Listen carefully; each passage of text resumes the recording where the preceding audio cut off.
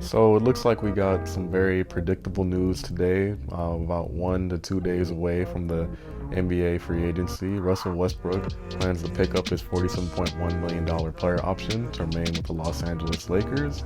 I know the Russell Westbrook situation is a very touchy subject. You have some fans that want to trade him, get him out of there, pack the bags immediately, and there are some fans that think that there could be a change or there could be a shift, and things are still possible. Things are not over, and I just wanted to go over some ways how maybe the Lakers could utilize him to fulfill a better role that would lead to more success.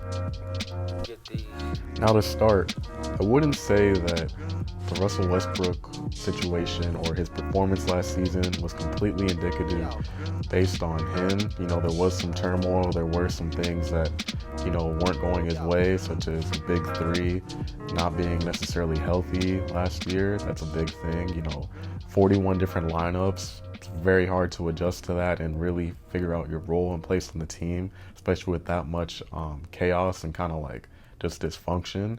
But I will say that there aren't all negatives, and there is a chance. I say if there is a significant role change or just a change in mentality, where there can be a world where LeBron James, Anthony Davis, Russell Westbrook can all be successful on the same team. So this is pending if he isn't traded, because that could be a very, very big possibility. But yeah, let's just dive into it. I'm going to show a clip of a run that he had with 8 games straight, where he averaged 23.5 points per game, about 9 assists, about 7 rebounds, and just really a stretch where he looked like the player the Lakers intended for him to be. So I think the biggest thing that's going to benefit Russ is just, quite honestly, stability and consistency within his role. But his role is going to need to significantly change. The Russ that we saw before with OKC, even the Wizards, it's MVP Russ, where he's kind of like a one-man army. Obviously, that's not going to work here. 3 stars, LeBron, AD, himself. And I think the two biggest things that are going to either derail him or help him succeed is a less is more mentality, as well as just commitment to the role. So what do I mean by that?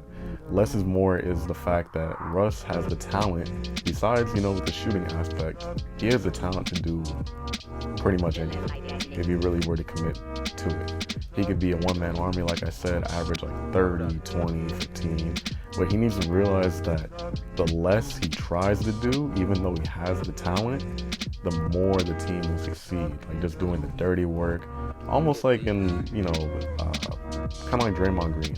Draymond Green, even though he's not as talented as Russ, he's like a gadget player. He just does the little things that the Warriors need, setting screens, being an enforcer, just being like that stable piece that can really help the team win.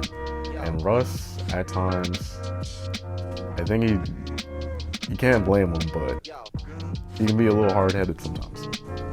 But one thing we do know is that Russ is, absolutely a dog, a competitor, and I know for the next season that he'll be committed to a role change. But yeah, let's go into more of the specifics. So, Coach Darvingham, he'd mentioned that he wants Russ to be more of a defense-first type of role. I'm really surprised. Like, if you really think about it, think about this. Name me 3 point guards that are more athletic or physically gifted than Russ. Like, really think about it. Maybe John Morant, maybe De'Aaron Fox, maybe. He has all the physical tools to be like a really, really good defender and pest. And I think literally the only thing that's stopping him from being that is, like I said before, commitment. He needs to commit to being a defensive pest. That would significantly help the Lakers. They needed perimeter defense last year. They were getting absolutely cooked by anyone who could create their shot decently. And if Russ can really commit to just being that pest and really just using that like dog mentality, but on the other side of the ball, it'll really help him out. On top of that too, we know that Russ is a very consistent and reliable playmaker. The only thing is though, you have one of the other best playmakers in the history of the NBA next to him. So where does he fit in?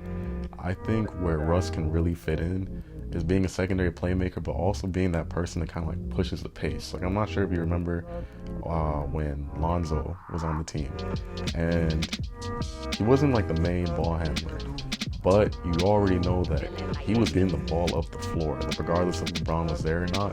And Russ needs to commit, like whenever he has a fast break, something like that, he needs to commit to just raising the transition points for the Lakers, because I'm pretty sure almost every team that Russ has been on is probably, I mean, don't quote me, but they're probably in the top 10 for like transition points, pace. And that's one of the things that Lakers lack a little bit, was pace. And those are just easy points that you can come by and really make a difference for wins.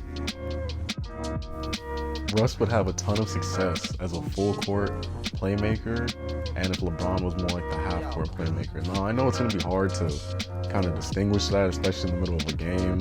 You know, it's just hard to do that. Like, oh, like I'm going to dish the ball this time and you're going to dish the ball at that time. But I think it's just proven that Russ is amazing in transition. And on top of that, even if he's not like dishing the ball out, he's going to score in transition. So I think that's something you really need to focus on, is that Russ needs to be a defense-first, tempo-pushing guard that can take advantage of mismatches on the perimeter.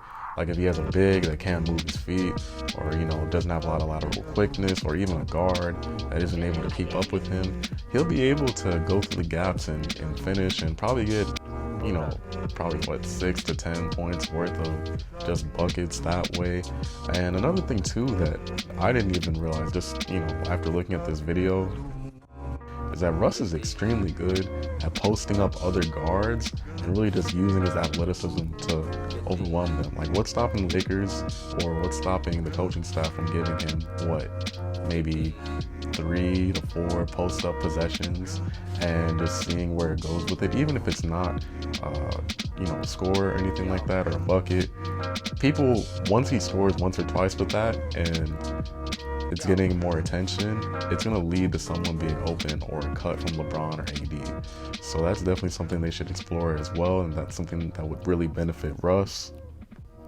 And it will give Russ just enough of a good role to really commit to it and make an impact on the game. Russ, you know, he's not the ideal fit to be on this team, but I feel like if the correct adjustments are made, then it can be optimal, and really he can still be a third star for the Lakers and give them what they need. Like, he's never, like, the perfect fit would be like a floor spacing two-way wing or guard for Lakers. He's never going to be that, at least not anymore. But he can still be defense pest, you know, defense first pest, tempo pushing guard, making smart cuts, and being like a secondary playmaker, pushing the pace. Those are all things that are going to help the Lakers improve. So that was my first scenario, if he was still able to, or if he was to start under Coach Darvin Ham. My second scenario, and I know this is going to cause definitely some debate, is what if he were off the bench?